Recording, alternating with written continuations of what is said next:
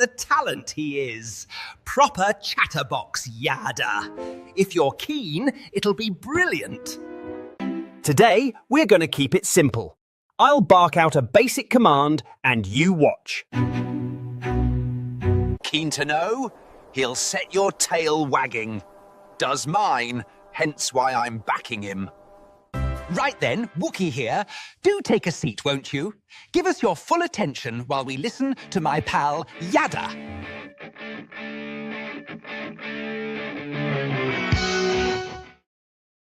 I appreciate the backing there, Wookie, and even the fronting, as it may be in this case. We are going to return to the basics. We are deep into, I think this is the 4th episode of Shabuwah. We're not even a quarter of the way through, so we have a lot of programs yet to do on Shabuwah. This one's important for a lot of reasons. One is that we're on the cusp of the initial fulfillment of it. It's that would be only 2 months away. I think 57 days. We have a ticker on the yadaya.com site on time. If you check it, it's the first ticker. I think it's 57 days to the initial phase of the fulfillment of Shabuwah, which is the beginning of the time of Jacob's or Israel's troubles. 50 days. 50 days. 50 days, 23 hours. Wow, 50 days. Time goes by. Boy, I tell you what, does sneak by. So 50 days to the initial fulfillment of Shabuwah. So we want to talk about what that represents. And we also want to know about the harvest and who qualifies and when that's going to occur, which we think will be 14 months thereafter, also, of course, on Shabuwah, as these two Shabuwahs represent 6 to 7 years from the time that the fall Mikre, a piece which would be Teruah, Kippurim, and Sukkah, will be fulfilled. So there's a lot to learn. The second episode of Shabuwah, of course, is the Shabbat of June 11th of 2027. And we are approaching Pesach, Passover, in this year, the beginning of Chag Matzah. I had originally leaned towards doing it on a Friday evening, which is sort of nice and sort of not nice for us. Not that that matters a lot in the timing, and that it would coincide with our family hour, but that does make it a little difficult to celebrate a meal at sunset with Yahweh while you're trying to broadcast a show. It's I think it's probably better if it can be done the night prior, that we try to do it the night prior and continue to talk about it then on family hour as we celebrate matzah. But matzah is the bigger and more important day, more essential day. And last night I was out taking a stroll with our pooches, and I looked up in the sky, and it sure looked like a full moon. I checked from an astrological reading this morning because it looked so full, and it was 98%. Now, as it relates to the timing of Pesach and Matzah, one begins on the 14th, so it's the beginning of the 14th day, beginning of the 15th day of the month. A month starts when the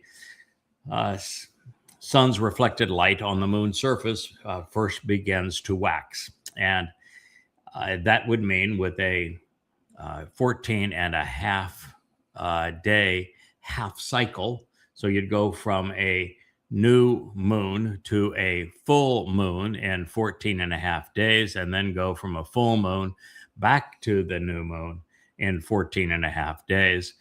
So that the full moon should normally coincide right between. So it's almost full in Pesach, and just past full, but, essentially full moon both for Pesach and Matzah.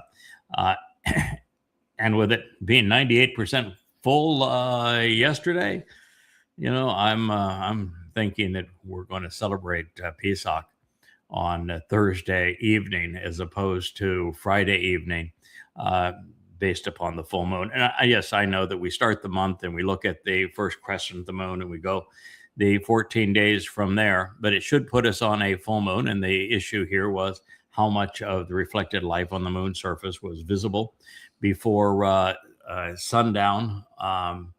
and that would establish the countdown of the new moon nearest the vernal equinox. And yeah, it was a toss-up between 2 days, and originally I had leaned towards the latter of them, when I think we had like 3 to 4% renewed light on the moon's surface, which is a lot, versus a range of 1%, which is not very much.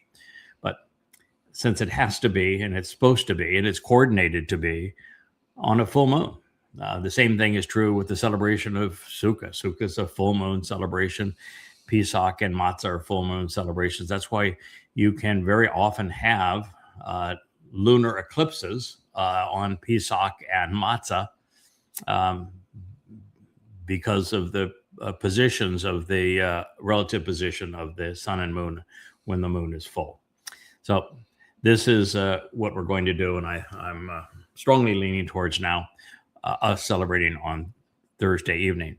I did have a post we saw that was, I think, correctly answered by Kevin, that now that we have our own home for Yahweh's name, that we should all kind of do things in sync, so we're celebrating on the same day. I don't think that's actually necessary. I think we all have individual opportunities to look up the evidence. That's why we present the evidence for you. It is in Shana Years, the volume of Yada Yahweh.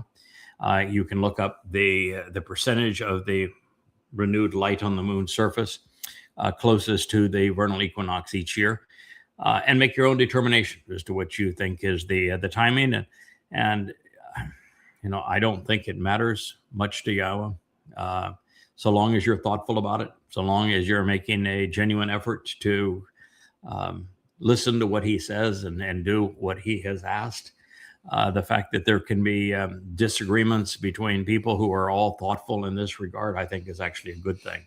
Keeps us from being dogmatic, and it shows that in a family we can have a disagreement over something that really isn't all that material, like should it be celebrated on Thursday evening or Friday evening, and that's fine. Now, there are many who have a conniption fit every time I say this. Oh, God wouldn't be a God of uncertainty. There has to be a time certain. No, he didn't give us a method to have a time certain. He didn't say observation versus astronomical. He didn't say what percentage of renewed light has to be on the moon's surface and what time that has to transpire. For example, if the renewed light on the moon's surface takes place at 11:59. Well, that's the next day, not that same day from the Hebrew point of view. So it's important to know the timing of it and the amount of it. And God made no distinction in this regard.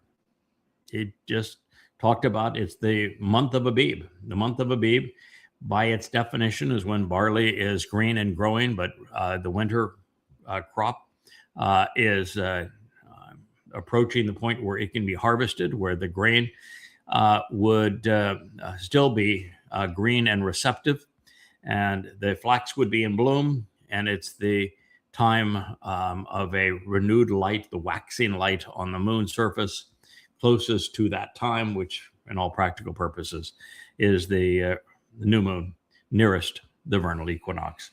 But since he didn't specify observation or astronomical, or what the criterion would be to ascertain which one you would, even once you choose one of those two, once one of those two is designated, which he didn't state, what the criterion would be for its final determination. And I think it's because he's not dogmatic on the details. But the Christians and the religious are still very dogmatic. Yeah, they want it. It's got to be, it's Easter Sunday is a certain time, and you're celebrating a goddamn pagan myth. So understand the purpose. Understand why Easter, which is celebrated very close to the same time this year, is an abomination to God. Why it's Babylonian in origin, and there is no correlation of any kind between Passover, Matzah, and Bakurim, and Easter, and that the whole Christian mythos of man God and a man God that men could kill and a bodily resurrected individual is just malarkey, absolute rubbish. So understand the purpose, capitalize on the purpose. We also notice that we have way too many people who are claiming to be covenant and are asking, what should I do on Passover? And that's why I really went into this discussion here, even though this is about Shabuwah. If you have to ask that question, you're not covenant. Seriously, you're just not covenant. Passover is such an important part of who we are, what we're doing. The recognition it was fulfilled by Dode is so phenomenal, so different than the rest of the world. The recognition that it opens the door to life, that it is not a celebration of freedom from Egypt, that it's not a 7-day holiday. When you recognize who Yahweh is and who Dode is, and all of the implications of it. I'll give you one that was shared in our chat room. Now, this is the antithesis of what do I do on this day. I think it was Mark Watsey. But the overall observation was, the Passover lamb, we're told, comes into the home 4 days before Passover. Interesting, huh? With the recognition that the soul of Adam was Dode, therefore God's firstborn. He returned as the Passover lamb after having been brought into God's home here on earth 4,000 years or 4 days earlier. It ties in that whole concept on the fourth day of creation. There is the greater and lesser luminaries. The fourth day in our long march to God would be year 4,000 Yah. And so Dode as Adam gets another notch of authenticity when we recognize that the lamb is supposed to be in the home for 4 days, and that would be symbolic of Dode being Adam and coming back in the fourth day to serve as the lamb. That kind of thing is interesting. What should I do is not. As they say, read the F-bomb manual if you want to know what you're supposed to do. I mean, if you're not a reader, if you want to claim the benefits of the covenant without actually studying the material, it's not going to work for you because you can't even stop at studying the material. That's not enough. You got to act the part. If you're not observant, you're not covenant. If you're not thoughtful, you're not covenant. If you're not responsive, you're not covenant. And if you were responsive, but you decided to go and do something else and you just don't care about the covenant, or you want to actually criticize it, you're not covenant. It isn't once in, always in. And getting in and earning Yahweh's respect takes some doing. There is a test, just as there was for Abraham. Life is a test for us. God's not going to empower and eternally enrich people that he doesn't know and trust, and that haven't shown that they are observant, thoughtful, responsive, and reliable. So if you don't know, shame on you. In fact, don't announce that you don't know, because that's indicting. Read. I mean, why do you think we made the website? So these books are available to you in their entirety free. Where would you go if you wanted to learn about what do I do on Pesach? And when you look at the terms and conditions 2 through 4 tell you what to do. Yes, they do. The very terms and conditions of the covenant that are presented in the third volume of Yada Yah tell you what to do. And the fourth volume of Yada Yah, which is Mikre, appointments, it tells you everything God had to say about Passover. So that would be our advice. Anyway, we're going to celebrated here beginning on Thursday evening. So our Family Hour show on Friday will be a celebration of the most important day in this process, which is matzah. All right, with that introduction, I have just one item in the news before we just jump into our basics, and that is that Trump is now, who is Rahab, he is the great betrayer of the world, of not just America, but also, and more importantly, of Israel, is now doubling and tripling down on he's going to declare victory and withdraw from this war without resolving the Strait of Hormuz. By the way, the Strait of Hormuz cannot be resolved. So that part makes sense. And war can't be won. So you might as well declare victory and leave. But leaving the Middle East and the mess that it is in and abandoning Israel after you started this war with them, it's going to be catastrophic. Now, there are nothing but catastrophic choices. That's why I begged Israel, and I wouldn't beg Donald Trump if my life depended on it, much less anyone else's. But I begged Israel not to do this thing because once in, there is no out. This was a catastrophic move for Israel, but they are going to be abandoned. They will likely be blamed. They are being blamed by many, but they will likely even be blamed by Rahab, Trump. But without the straits being open and calling an end to this war, it will have been one of the great disasters in all of human history. Certainly the greatest disaster in modern human history. And it will be a complete abandonment by the Gulf Arab Sunni states. If they were all destroyed by Iran, that would probably be a good thing. Not that Iran is good, but the family dictators are worse. So going to be an interesting ordeal. And with Israel now battling the Houthis again, who are very resilient, battling and losing this time to Hezbollah with significant casualties, and taking body blows from the Iranians and about to be abandoned by the U.S. This is a really bad time for Israel. So my advice to you, if you're an Israeli or if you're just a Jew, go to yadayah.com. You need to be reading. You need to come to embrace Yahweh, abandon the rabbis, abandon your political parties, and save your own soul, because that's all that is salvageable at this point. Okay, speaking more of Shabuwah and its Katsir harvest, God says that the individuals who participate, they will exist as a means to become acceptable.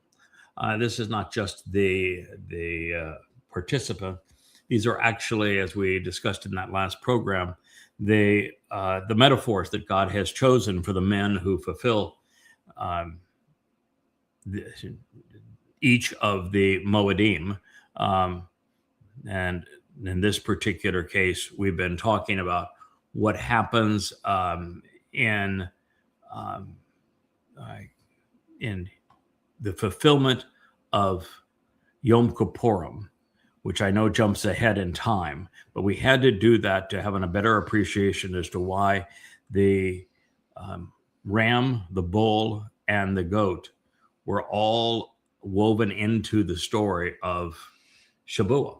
So to understand their role, we jumped ahead because God explains their role in great detail, all three of them, as it relates to the ultimate fulfillment of Yom Kippurim, the day of reconciliations, when Yahweh returns with his beloved son, Dod, as our king.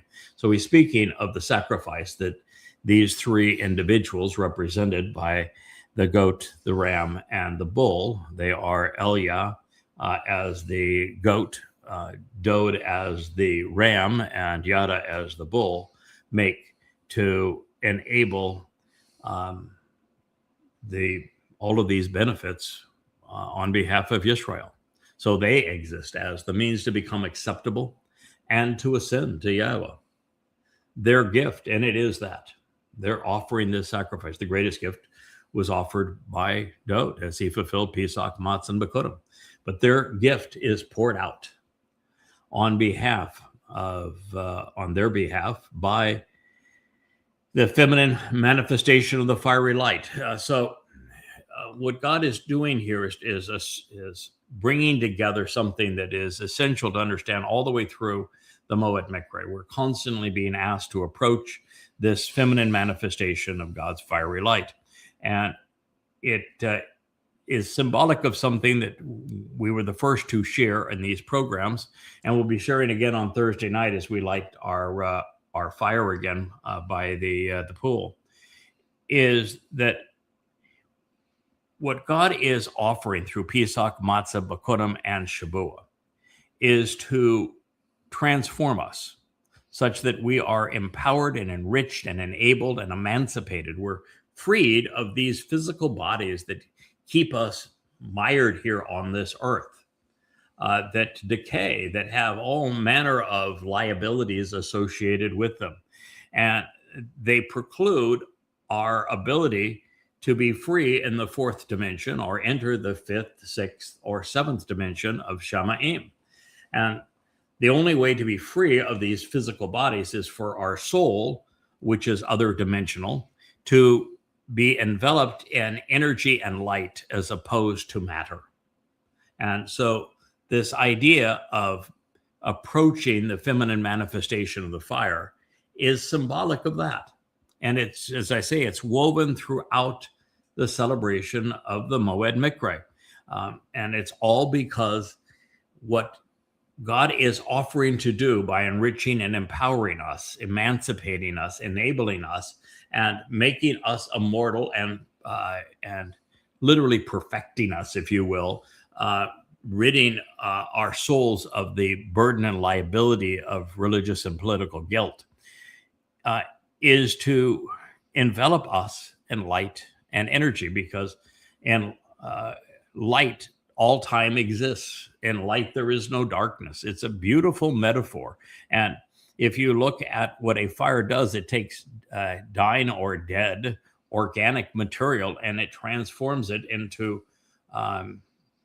radiant energy and light, which symbolically rises up, that warms us. It actually can purify metals and it can cook our food. It can purify water. It's a marvelous metaphor that speaks to us in many different ways. So their gift is poured out on their behalf, by this feminine manifestation of the fiery light. So it's these three men working in conjunction with Yahweh that enables this result. And it's a uniquely and welcoming, pleasing spirit of reconciliation of the relationship, all to approach Yahweh. Very direct, very simple to understand, and yet an understanding of how this transformation through light and energy, as a result of what Dod fulfilled on Pesach, Matzah, and Bekurim, was first proclaimed here, 2,000 years after he fulfilled these dates. So what appears to be simple, forthright, beneficial, important for you to know, hasn't been known prior to the Yada Yahweh series. So we have heard Yahweh delineate the menu for the feast of the promise of 7. And along the way, God described the benefits afforded to those who choose to embrace what he is offering. This pleasing and welcoming gift is poured out upon us by Yahweh through this symbolism of the fiery light, which could also represent, the Ruach of Yahweh, thereby reconciling the relationship. If you've harbored any doubts that these individuals to be called out and meet were descriptive of life within the covenant, or if they encapsulate God's mercy leading to vindication, I think those questions should have evaporated. God's a very good narrator. He tells us what we need to know. So contrary to theological explanations, the Torah does not portray a legalized works-based path to God. Mercy, leading to our reconciliation, lies at the core of the Mikra, which in turn forms the very heart of the Torah. So digging even deeper, we find that the primary meaning of Nikoach is a conciliation which reconciles parties that are engaged in a relationship, specifically what God's trying to achieve. Nikoach is from nuach, meaning that which brings rest and allows us to settle down and to remain. This resting place, this place of tranquility in the relationship, of course, is Shamayim, heaven. And our arrival is predicated upon us embracing the Riach, this pleasing spirit of Yahweh. Riach is very similar to Ruach, spirit. The Hebrew word Isha, depending on how you want to vocalize it, but spelled the same way in Hebrew, is translated as feminine manifestation of God's fiery light, or as a mother who, as mother might be a bit of a stretch, but certainly as a woman. And so you have a choice, because Isha would mean woman, or Isha would be fire, but written with the feminine conclusion. You have really either one of those two. So you can make it female, or you can make it fire, or you can bring the two together and say it's the feminine manifestation of fire, or you can do what I like to do most of all. And that is, I've looked at so many words now in Hebrew where they are have an ending, and it has nothing to do with the gender of the subject. It has all to do with the fullness of that subject, because without the ending, it is considered masculine. With the ending, you've added a touch of femininity to the masculine word. And so the ending in Hebrew doesn't create a independent word. It takes a masculine word and a word still that retains all of its etymological masculinity and adds femininity to it. So it's the best of all worlds. It's a more complete appreciation of what God is talking about. Like par becomes para. Par is bull. It is a masculine term for bull. With the ending, it doesn't necessarily and typically doesn't make it a girly cow.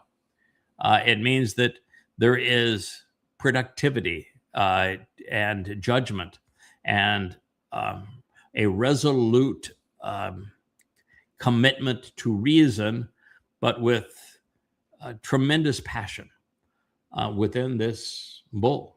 It completes the concept and takes it to the next dimension. It's like Ish being tree and Isha being everything pertaining to this particular tree, which was in the case of the Choder, and in the garden would be the tree of the knowledge of good and evil. It's a more expansive expression of the term. So it is an expansive expression of what fire can represent relative to our reconciliation with God and our benefiting from the Moed Mikra. I'm a huge fan of, you want to celebrate Pesach, Matzah, and Bakurim in a way that shows that you understand and appreciate the symbolism and the intent of these days. Build a fire. Do what we did last year around a fire. Build a fire. Enjoy that fire. Because when you enjoy that fire, you watch the smoke go up. You're warmed by the fire. The fire is enlightening, brightening everything around you. It pierces the darkness of the evening. It draws people to it. it is a thing of real beauty as well. And when you realize, too, that it is the very thing that was used not only to prepare the lamb for consumption in Passover originally, but it is also the very fire that will be beneath the sacrifice of the Adamah Parah in our future. And that it is symbolic of us being transformed, which is why God's asking us to approach it. And transformed by getting rid of these physical bodies and being enveloped in the very essence of what that fire represents, light and energy. So when we celebrate Shabuwah, for example, and the harvest of Shabuwah, this is exactly what's going to happen. Our physical bodies, as a carrier of our nephesh souls, is going to be replaced by light and energy. That's why some of the metaphors of this day and of Teruah speak of a river of light from earth to the heavens. And if you understand that, then you're in a position to understand all the benefits of light, how Hebrew grammar is based on the concept of light, where everything is true throughout time. It's time full, like the existence of a photon of light. It's eternally true. It is enlightening. And it's empowering. When you take a piece of wood, it has a certain potential for energy, but when you light it on fire and it burns, that energy is intensified. Energy is the equivalent of matter, which you then have to multiply by the square of the speed of light to be the equivalent amount of energy. So energy is a vastly superior and quantity and character form of existence. All of these things are being shared with us. It's important I think, to celebrate them. So as we move on, Yahweh's recipe for Shabuwah was not yet complete. Still speaking of the all are welcome. Well, certainly those who are receptive and willing to listen are welcome. If you're a naysayer, if you've been criticizing what we're sharing on behalf of God, you are not welcome. And God is happier to have walls around his celebrations and even his covenant than he is to have open doors. So, you're just not going to bring trash into God's home. And even now, as we have moved away from social media and into the yadayah.com website and our ability to communicate with one another there, that's our way really of saying covenant is as it is. It's not going to expand significantly because there's just not enough time for people to learn what they need to know and to demonstrate that they can be trusted with what Yahweh is offering. So there'll be another opportunity. And in the meantime, we'll continue to build the website so that people have a resource and can capitalize on it. So this harvest is another ode to Dode and also to the mercy seat of the Ark of the Covenant. He is our Savior, and he is the only reason that we're positioned to be able to capitalize on Shabuwah. Without Dode's sacrifice on Matzah and on Pesach, there is no Bakorim, and without Bakorim, there is no Shabuwah. So with the lamb, the bull, and the goat, this Katsir harvest is irrevocably linked with the family reunion that will take place 7 years later on Kippurim when Yahweh returns with Dode. And that means that those harvested on this day will be returning with father and son to celebrate Yom Kippurim, assuring its success. Now, I think it's more than that, as we will have affirmed to us. There are 8 specific individuals that I think actually never, well, I should say never leave.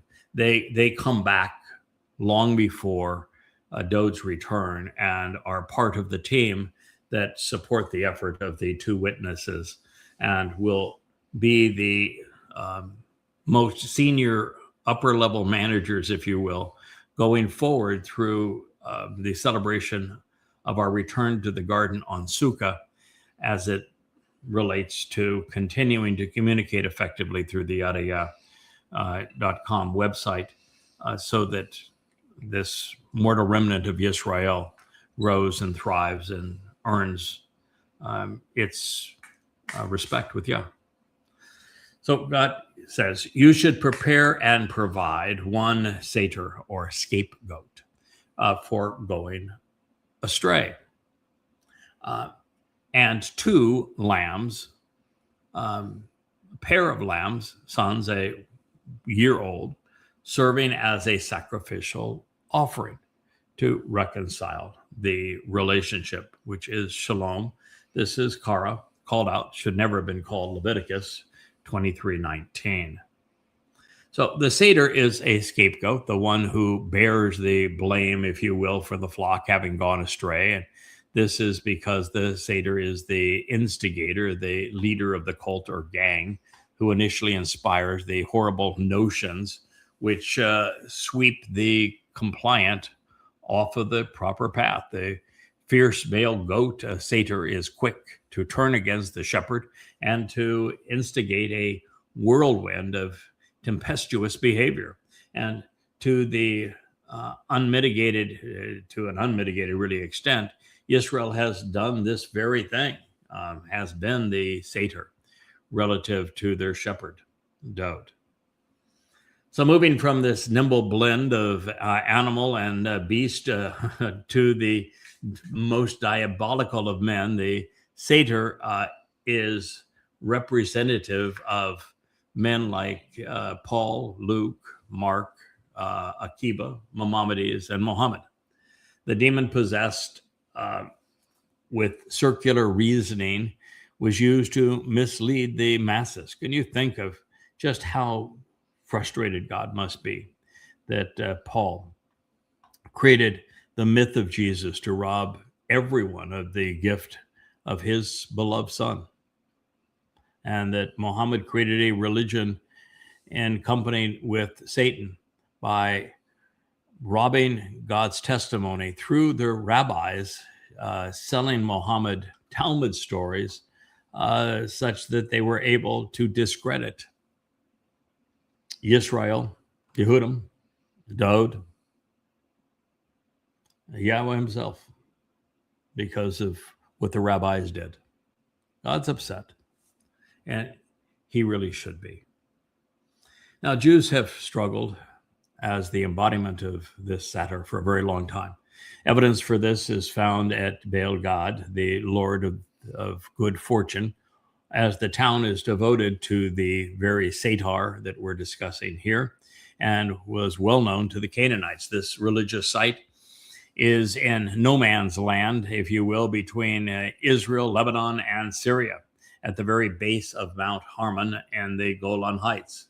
As Baal God, it was liberated by Joshua, if you will, Yosha ben Nun, and incorporated into Israel. And for the next 1,000 years, there was no mention of it, as it was likely uninhabited due to the prevalence of malaria that was in the area, in the swamplands around the Galilee. Then within a few decades of Alexander of Macedon's conquests, by the 3rd century BCE, the Ptolemaic kings resurrected the site as a cult center. Oh, they loved it. It was the Lord of the good fortune, the satyr, was reincarnated as Peneus, replete with a cave and a temple dedicated to Pan. And Pan became the satyr of Greek mythology. The site, while not mentioned by Yeshaya, Isaiah, was along with what the prophet called the way of the sea. It's a reference to its Gentile religious and political influence. So he mentioned it kind of sideways. Spoke of where it was located without actually mentioning the name of the fake god. The Battle of Panium was waged in this very place in 198 BCE. The Macedonian armies of Ptolemaic Egypt and the Seleucid Greeks of Syria, led by Antiochus III, fought a battle which gave the Seleucids control over Phoenicia, Galilee, Samaria, and Judea. Under the Seleucids, Paneas, which is Banias in Hebrew, flourished and became a place of great sanctity, and I mean that in the religious sense, as pilgrims came to worship this devilish god. And that is how things stood by the time that the Maccabean revolt took place, the internal civil war, if you will, in 167 BCE, when Paneas, named after the satyr Pan, became a bone of contention. To their credit, should the Maccabean revolt have been fought to diminish the imposition of Greek culture, and to some extent it was, opposing the worship of Pan at Paneas would have been a positive step. The Greeks were offensive and highly religious overlords. According to Flavius Josephus, who was, of course, a traitor and overall scumbag, in the War of the Jews, Book 1, he writes, now Antiochus, this would be the fourth king of the Seleucid Empire, born in 175 to 164 BCE, was not satisfied with the Judah Maccabees' unexpected taking of the city. The city would be of Jerusalem, nor of its pillage or of the great slaughter he had made there. But being overcome with his violent passions and recommending what he had suffered during the siege, he compelled the Jews to dissolve the laws of their country and to keep their infants uncircumcised and to sacrifice swine's flesh upon the altar, against which they all opposed themselves, and the most approved among them were therefore put to death. That was a quote from Josephus. Now, to their shame, however, the Maccabean revolt was less about foreign oppression than it was a civil war between Orthodox and Reformist religious parties among the Yehudim. They were fighting over who would be king, which was not a very lucrative title, and who would be high priest because, well, the religious title paid much more. The Reformists were vanquished just as they are today under Hasidic religious edicts. The emerging dominance of what would become Rabbinic Judaism, however, did nothing to diminish the lure of Paneas, as it continued to be a cultic center with its cave and shrine to Pan, the goat-footed and horned god of the herds in desolate places. Now, this is not only germane to Shabuwah, God speaks of this goat as part of the process to rid us of the implications of what it represents, but this day was stolen by Twistians, and the single most important statement that is now attributed to pretend Jesus, made by Eusebius, takes place right at this place.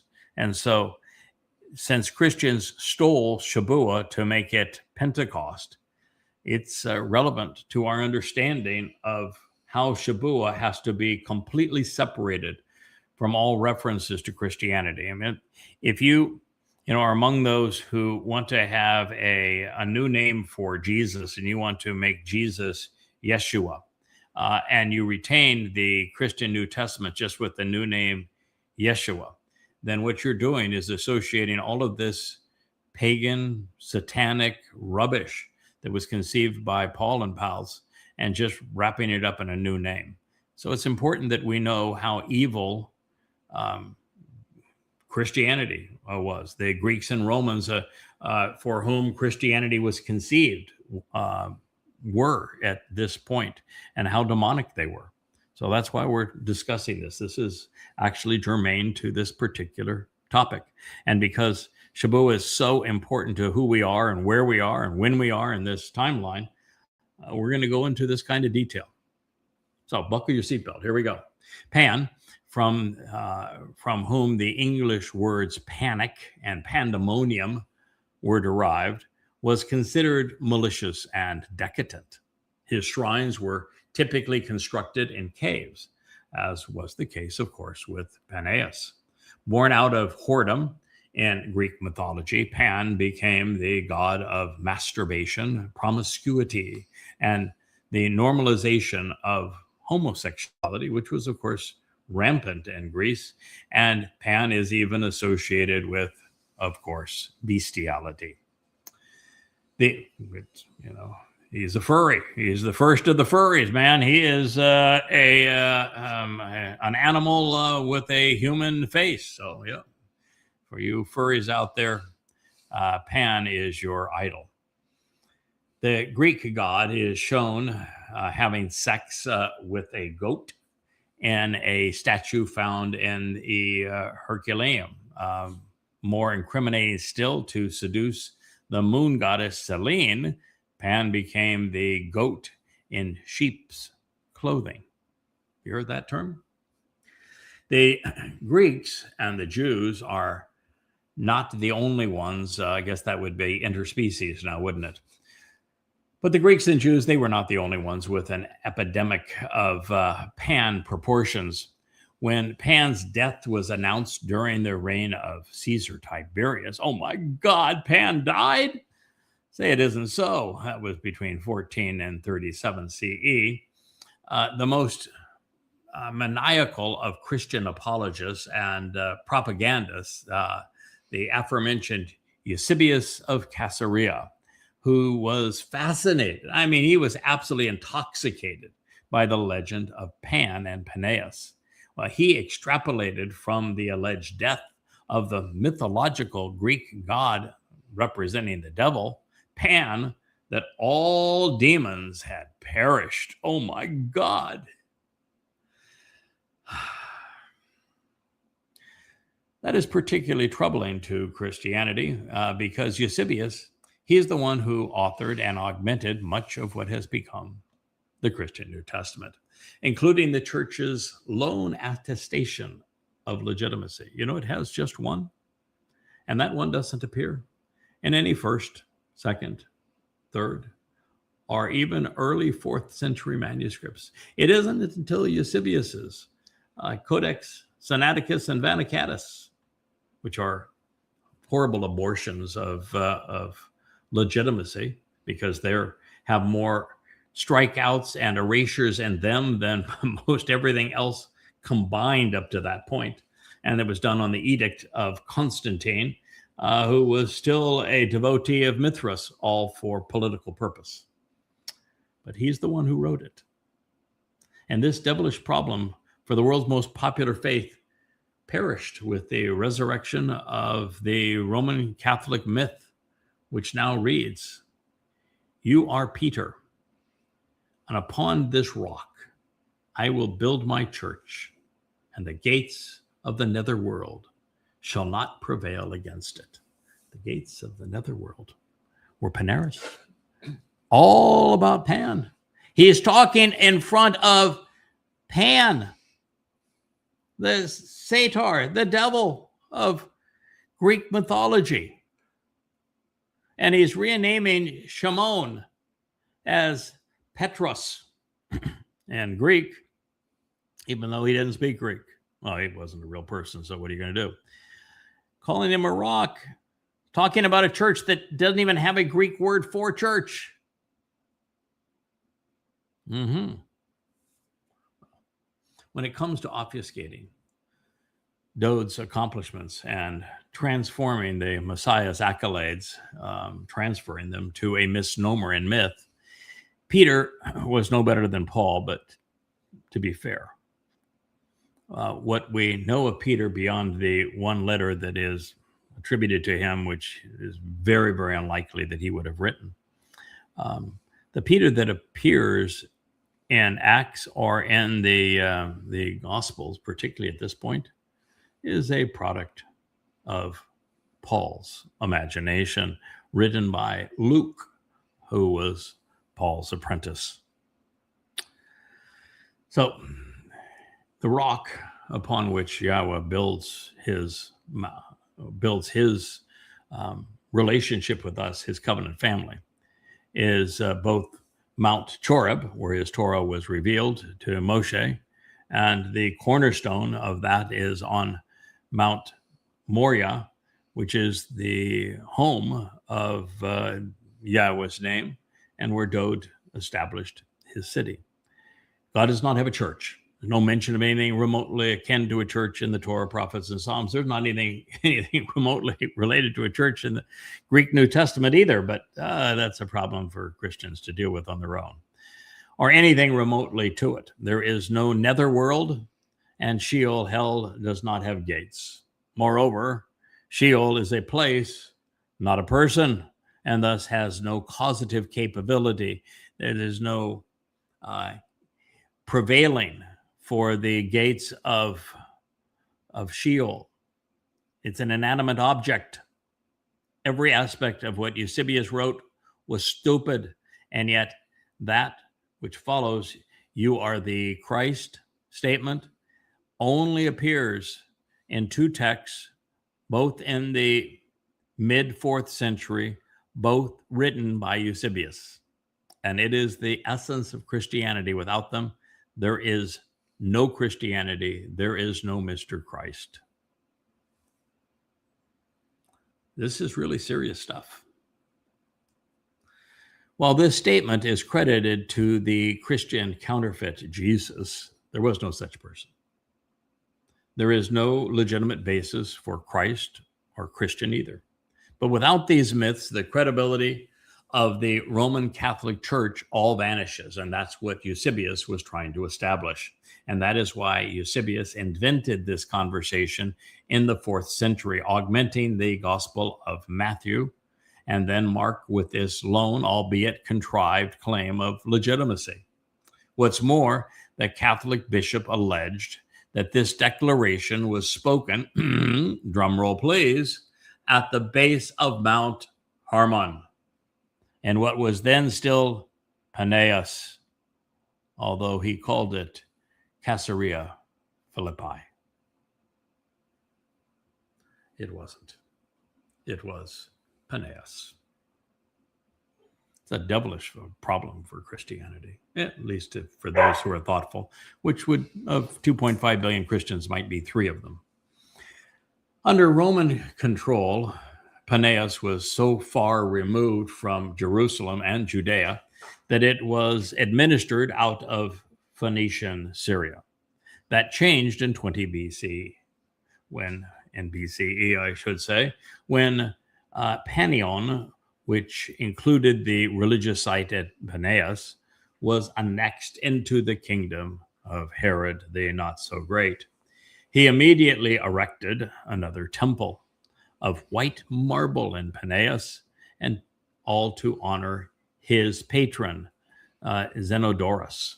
Then in 3 BCE, Philip II, the son of Herod the Not-So-Great, and his 5th wife, Cleopatra of Jerusalem, inherited the satyr shrines in Paneas, along with the northernmost part of his late father's kingdom. In a deal sanctioned by Augustus Caesar, he became king of Erythea, Gallatinus, Batynia, Trachonitis, and Aronitus, along with oversight over Decapolis. Got it? We attest tomorrow on these names. I hope you jotted them all down. Philip married his niece, Shalom, who was 39 years his junior. His niece, mind you. While Shalom is mentioned in connection with the fable of John the Baptist's execution and local folklore demanding his head in the story portrayed in the Christian New Testament, the account is undermined by more credible histories. He did not exist, and it did not occur. In fact, there was no John the Baptist. There was no Baptist. There were no baptizing. There were no dip in the Jordan River. All of it was written long after the fact, and the fact is that it never occurred. Nevertheless, staying with the story, King Philip chose Paneas as the site for his palace, of course. Who wouldn't want to partner with the devil? Calling the adjoining town Caesarea, in honor of Caesar Augustus. In the Antiquities of the Jews, the only copies of which traveled through Eusebius' revisionist hands, Josephus referred to the religious center housing Philip's palace as Caesarea Paneas. Another affirmation. However, to distinguish it from Caesarea Maritima on the Mediterranean coast, Eusebius renamed the place Caesarea Philippi, which is what he cited in Matthew 16, even though there was never a town by that name ever. But you're making stuff up. Why not? He actually wrote that Jesus was of Nazareth in multiple places in his renditions of his New Testament, even though the town didn't exist in the first century, but it did in the fourth. So who was going to be the wiser? Now, this wasn't actually uncommon.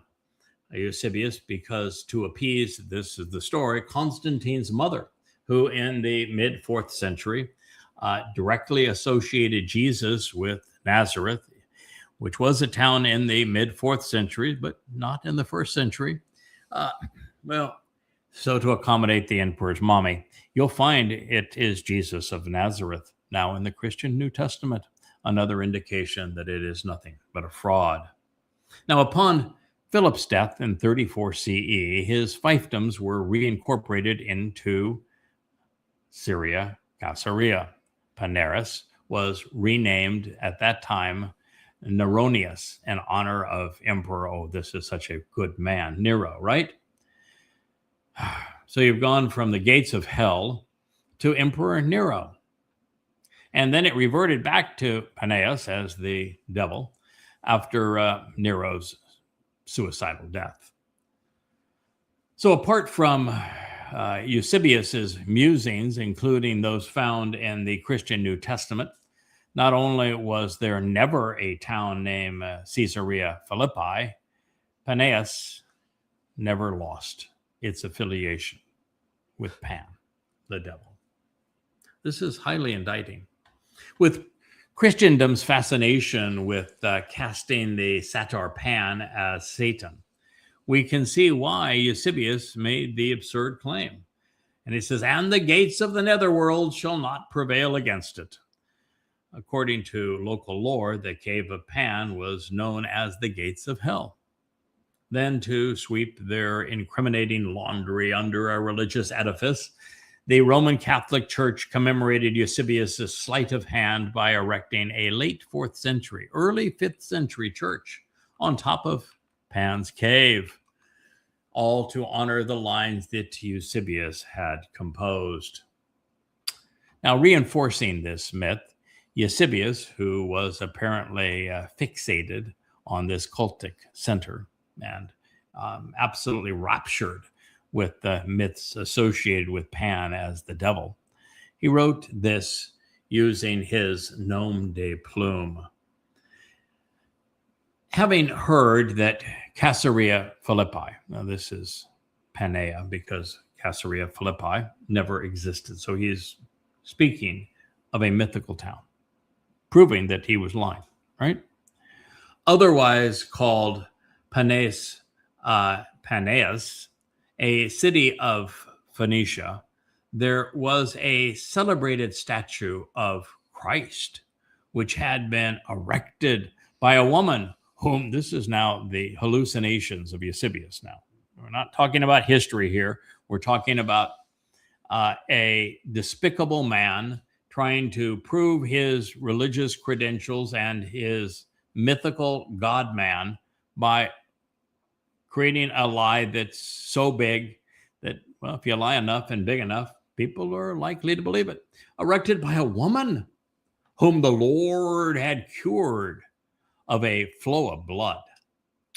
Julian commanded it to be taken down, and the statue, I should say, of himself erected in its place. But a violent fire from heaven, of course, fell upon it and broke off the parts contiguous with the breast, and the head and the neck were thrown prostrate, and it was transfixed to the ground with the face downwards to the point where the frame of the fracture of the bust was, and it showed that in that fashion, that it remained that way until this very day, until right now, full of the rust of the lightning. You know, if you're a Christian, your New Testament, it's authored by Eusebius, and he just told you this lie. That's the same man that wrote the single most important line in the Christian New Testament, and he's lying through his teeth. He's not even a good liar. By the way, the statues of the Romans can do lots of things, but they do not rust. And rust does not occur as a result of lightning. Not that that's the biggest issue here. If you believe any of what I've just shared with you from Eusebius's poison pen, as he wrote it, occurred, well, maybe I could interest you in one of the resort compounds that are in Trump's version of Gaza. There is no such place there is no such place as Palestine. And of course, I don't own such a result, and it hasn't been built, nor will it ever be built. But that shouldn't matter to you if you believe Eusebius and the Christian New Testament. There is, of course, more to the story. Eusebius conceived in front of the gates of hell. And I want to dive into that program, that whole train of thought as we return to this mythology. And I want to go into this detail pursuant to Shabuwah, because it is essential to Christianity to confiscate Shabuwah and call it Pentecost, just as they confiscated everything associated with Dode to create the myth of Jesus. And it is so fake that I want you to have an appreciation for just how rotten to the core Christianity in its New Testament is, right to the single most important line in the Christian New Testament.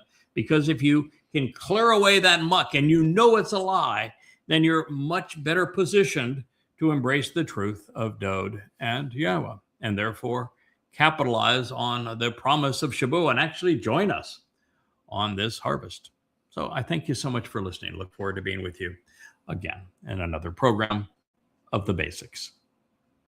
Hey there, thanks for tuning in. That was Fetch. Gotta run now. Catch y'all on our next podcast.